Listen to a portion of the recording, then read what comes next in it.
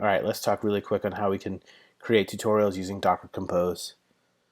So there's only two requirements for this tutorial. You need an IDE and you need a Docker Toolbox. I'm using Visual Studio Code, and I want to be able to launch code from the terminal. To do that, first I have to install code on the path. Now I'm going to launch the terminal inside Visual Studio Code, and I'm going to CD into my tutorials directory. Okay, now I'll clone this tutorial from GitHub, and then I'll CD into the tutorial directory that I just cloned. There's two things I want to point out in the tutorial. The first is the Docker Compose file. The Docker Compose file describes all of the containers required to run the tutorial. The second is the source folder. This folder obviously contains the source code for the tutorial.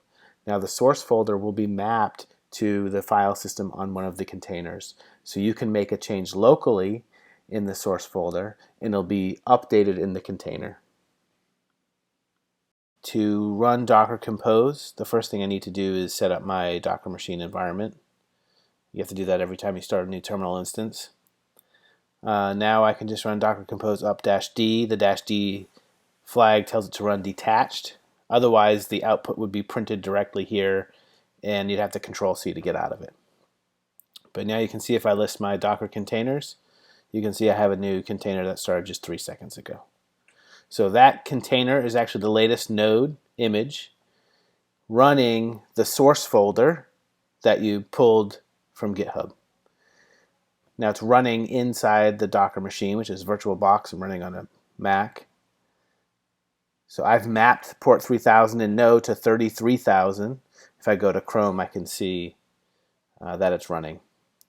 Now I can launch this directory in code, so I can immediately start playing with the tutorial that we just downloaded. So the first thing you'll see here is a Docker Compose file. Like I mentioned before, it's using the latest node image, and it's just mapping the source app folder on the local machine to user source app inside the container. And as I mentioned, I'm mapping port 3000, which is a typical node port, in the container to 33,000 in the machine. So this is the server.js file, which is a simple Express app, and you can see the index.html file just says it worked. And as we saw before in Chrome, we launched that website and showed that it worked. So if we look at the package.json file, we'll see that the start script is running npm install and nodemon. Nodemon will monitor the file system for any change. So anytime we make a change in our HTML file, it'll automatically reload the Node.js app running inside the container.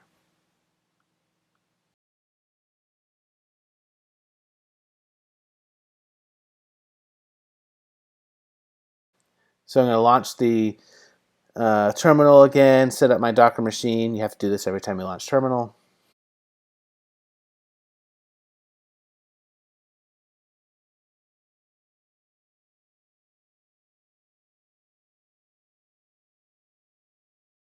Now I can see the container. When I want to kill it, I just do docker compose.kill, and the container's gone. And if I go back to Chrome, you can see the site's no longer up.